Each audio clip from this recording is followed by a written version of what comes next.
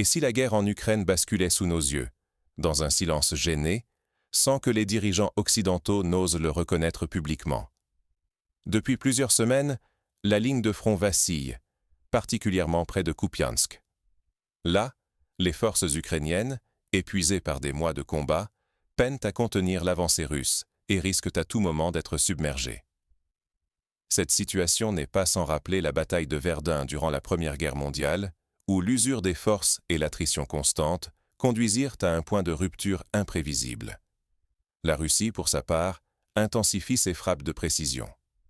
Ces attaques visent non seulement les positions militaires, mais surtout les infrastructures logistiques et énergétiques, le cœur battant de tout pays en guerre.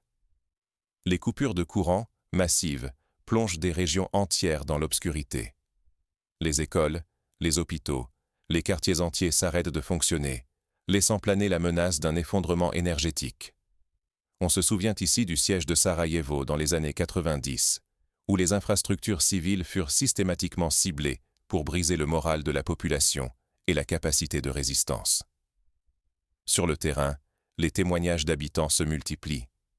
Dans la région de Tchernihiv, par exemple, l'électricité ne revient que 2 ou 3 heures par jour. Les habitants, privés de lumière, s'organisent tant bien que mal pour faire face à l'hiver. On voit réapparaître des scènes dignes de la Seconde Guerre mondiale. Les familles se regroupent dans les caves, allument des bougies, cuisinent sur des réchauds de fortune et échangent des nouvelles sur les coupures à venir. De telles situations rappellent également les pannes massives qui frappèrent l'Ukraine lors du grand froid de l'hiver 2006, lorsque la Russie avait coupé l'approvisionnement en gaz. À Kiev, le ton change.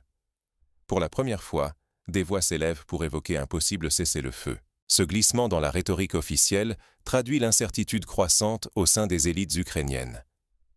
Le président Volodymyr Zelensky, jadis inébranlable et porteur d'un message de victoire à tout prix, subit une pression croissante, tant militaire que politique. Il doit répondre à une population épuisée et à une armée à bout de souffle, tout en gérant les attentes, parfois contradictoires, de ses alliés occidentaux. Les ressources humaines et matérielles s'amenuisent dangereusement. Le manque de soldats devient critique. L'âge de la conscription est désormais abaissé à 18 ans, une mesure comparable à celle prise par l'Allemagne nazie dans les derniers mois de la Seconde Guerre mondiale, lorsque des adolescents furent enrôlés pour défendre Berlin. Les stocks d'armes et de munitions diminuent chaque semaine.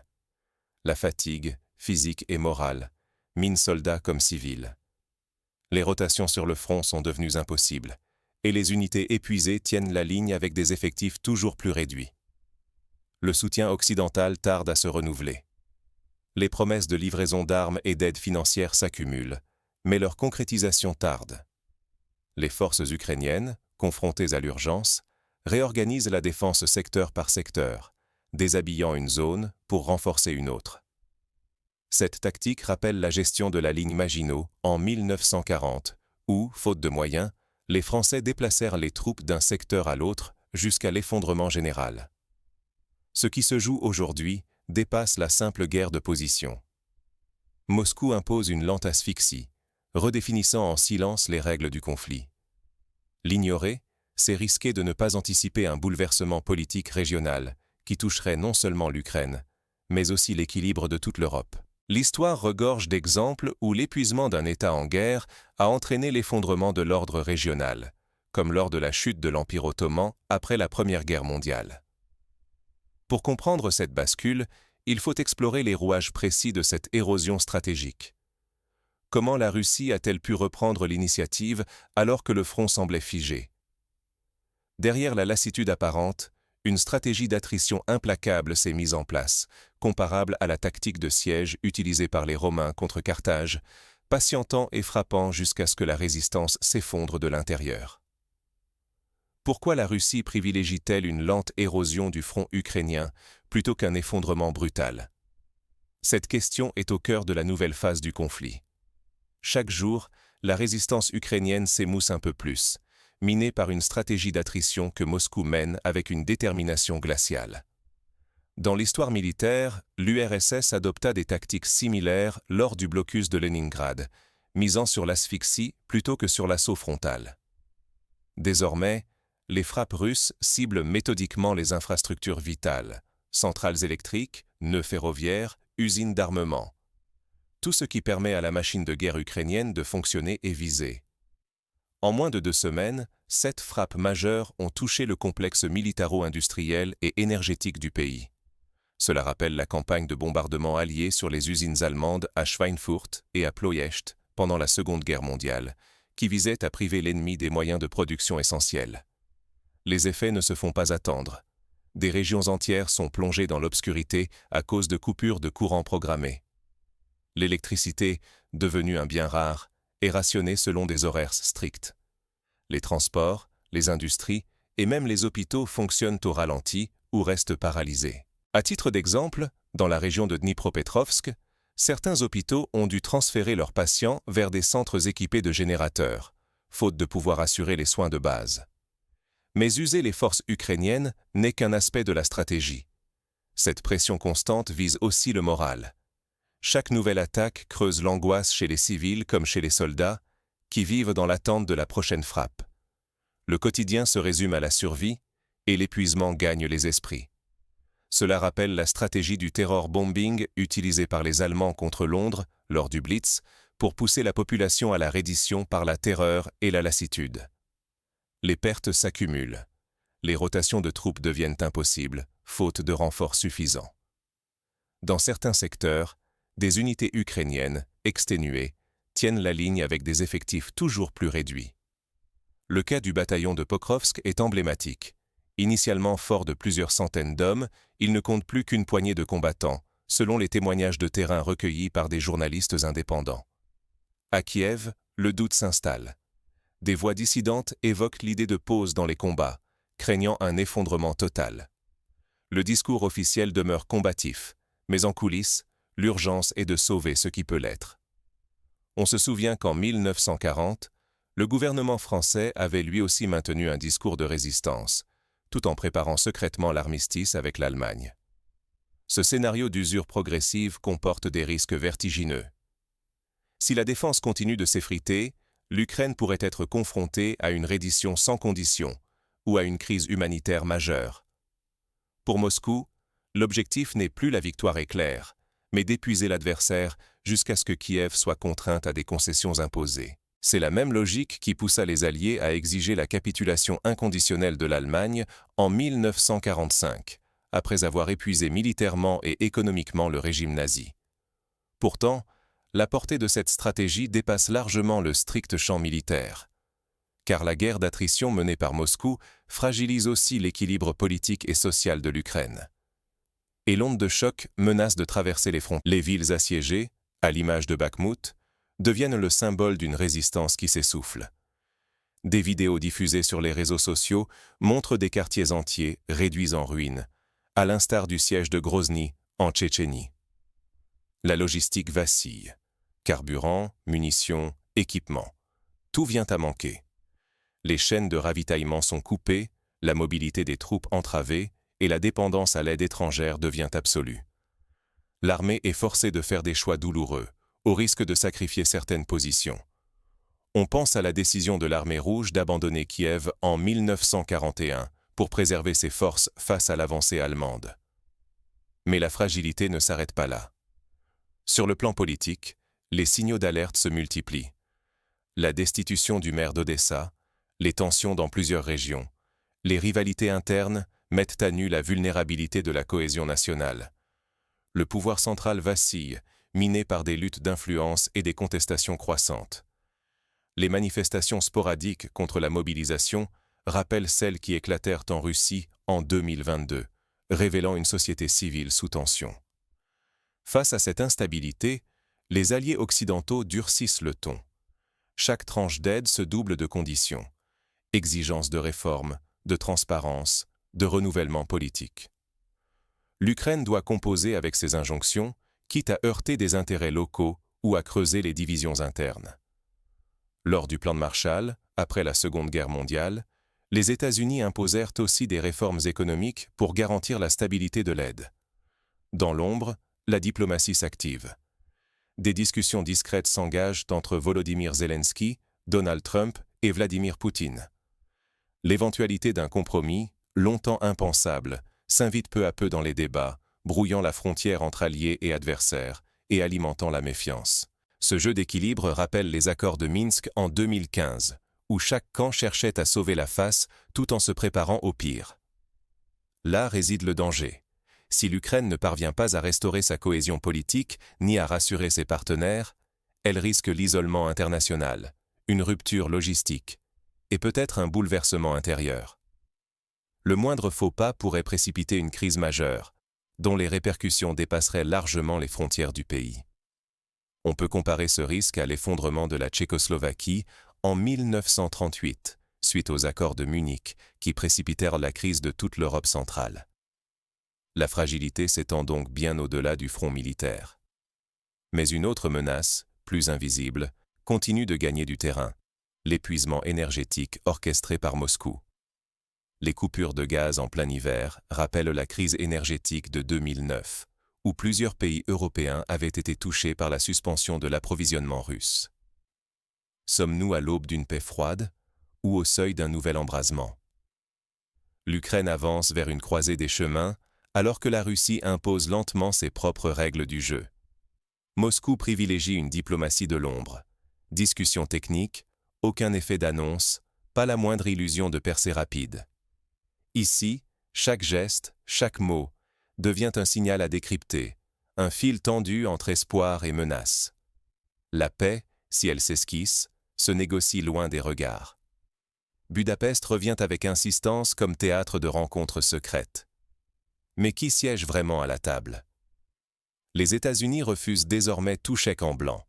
Leur soutien est conditionné à des réformes structurelles et à des élections, même en pleine guerre. Pour Kiev, c'est une pression supplémentaire, alors que tout vacille autour d'elle.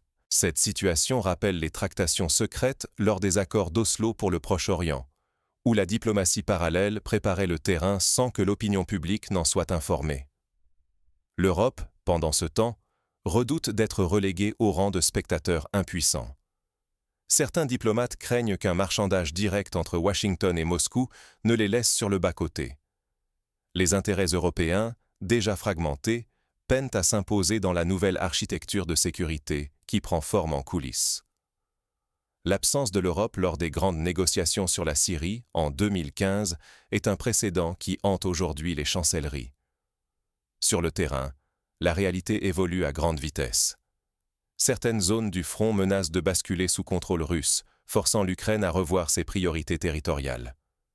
Des villes comme Kupiansk, jadis considérées comme sûres, se retrouvent exposées, rendant chaque arbitrage plus douloureux et plus risqué. La prise d'Alep en Syrie avait provoqué des réajustements stratégiques similaires, bouleversant l'équilibre des forces en présence. Au même moment, la Russie accélère le démantèlement méthodique des infrastructures industrielles vitales. Le complexe de Pavlograd, cible stratégique, est systématiquement frappé, empêchant tout redémarrage industriel dans la défense ukrainienne. C'est une stratégie d'étranglement, calculée pour priver Kiev de la moindre chance de reprendre l'initiative.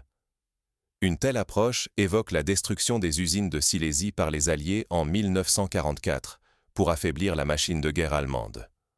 Nouvelle complication: l'éventuelle implication d'entreprises occidentales dans la production d'armes en Ukraine.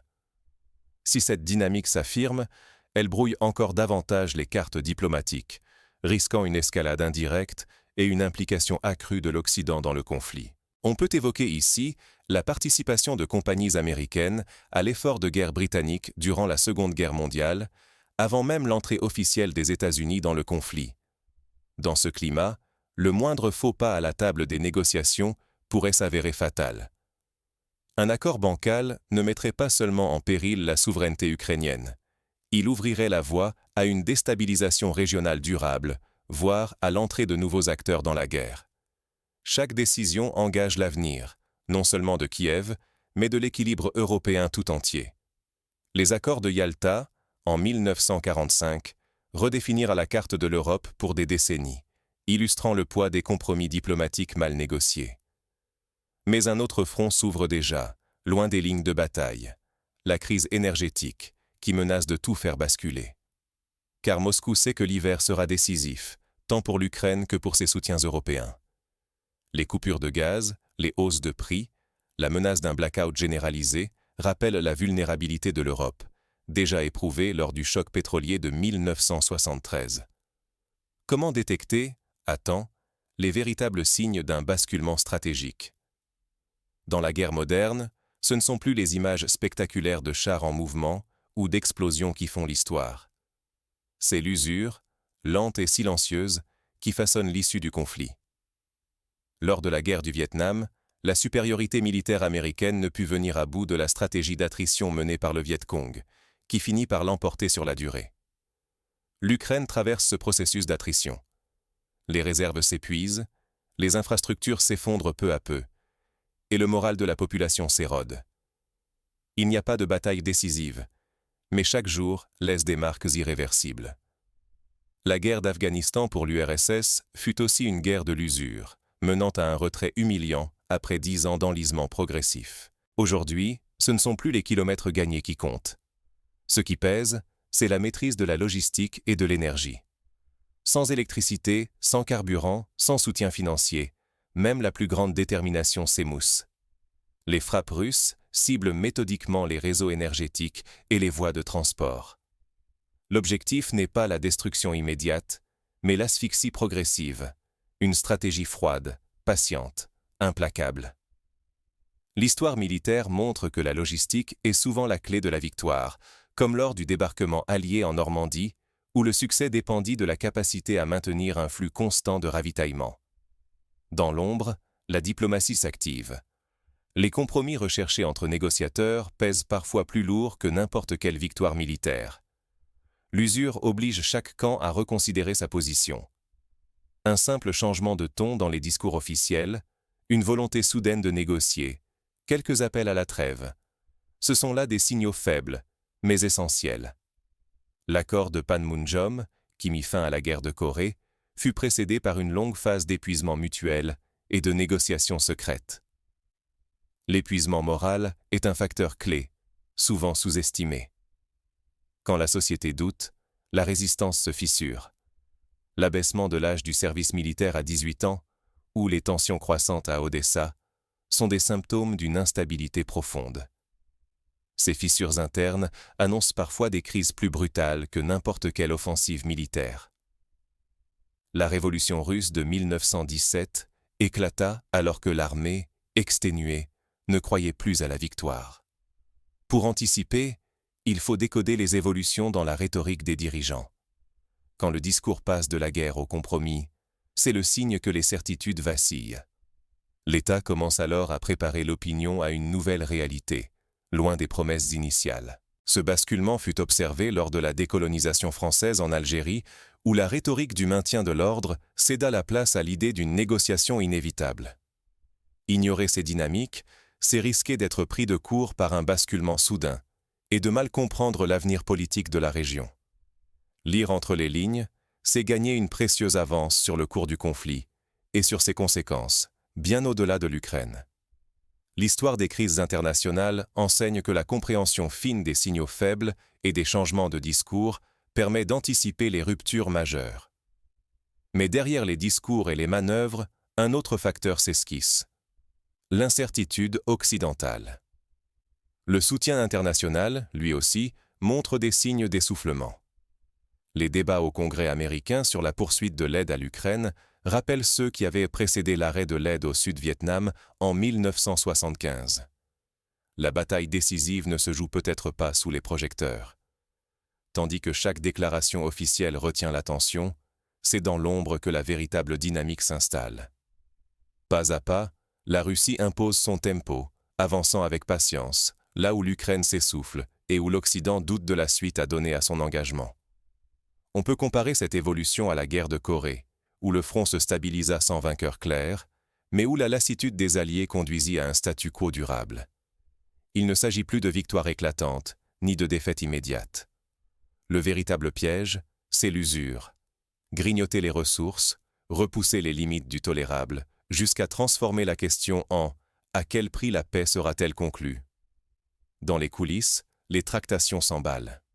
L'idée d'un cessez-le-feu autrefois impensable devient aujourd'hui un sujet de négociation, loin des regards. La guerre d'Irak, où la recherche d'une sortie honorable supplanta la quête de la victoire totale, offre un parallèle instructif. Pourtant, ce climat de compromis dissimule une guerre hybride, où chaque attaque sur l'énergie, la logistique ou le moral érode la résistance ukrainienne. Les alliances traditionnelles révèlent leurs faiblesses, alors que les grandes puissances réorientent discrètement leurs priorités. L'Europe, souvent spectatrice, risque de découvrir les nouvelles règles du jeu trop tard. L'expérience des Balkans dans les années 90, où l'Union européenne fut dépassée par la rapidité des événements, doit servir d'avertissement. Rester inerte, c'est renoncer à comprendre le bouleversement en marche. Car les répercussions, qu'elles soient géopolitiques ou économiques, atteindront tous ceux qui subissent sans anticiper. L'histoire s'écrit aussi dans la capacité à déchiffrer les signaux faibles, à s'informer au-delà des récits simplistes. L'affaire des missiles de Cuba fut résolue grâce à une lecture attentive des signaux envoyés par l'URSS, évitant une escalade incontrôlée. Demain ne se décidera pas sans vous. Cherchez l'information, confrontez les perspectives, interrogez les certitudes. Ce qui se joue aujourd'hui en Ukraine, ce n'est pas qu'un combat militaire, c'est la redéfinition d'un équilibre mondial, dont chacun de nous est, qu'il l'accepte ou non, un acteur à part entière. Pour agir concrètement, informez-vous auprès de sources diversifiées, suivez les analyses d'experts indépendants, questionnez les discours officiels. Dialoguez avec ceux qui ont des points de vue différents pour enrichir votre compréhension. Engagez-vous, ne serait-ce qu'en partageant une information sourcée ou en participant à des débats publics.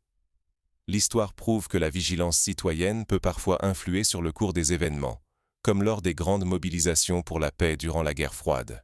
La question reste donc entière. Sommes-nous à l'aube d'un compromis ou d'un nouveau brasier? La réponse dépendra de la capacité de chacun, dirigeants, citoyens, observateurs, à lire, à temps, les signaux du basculement.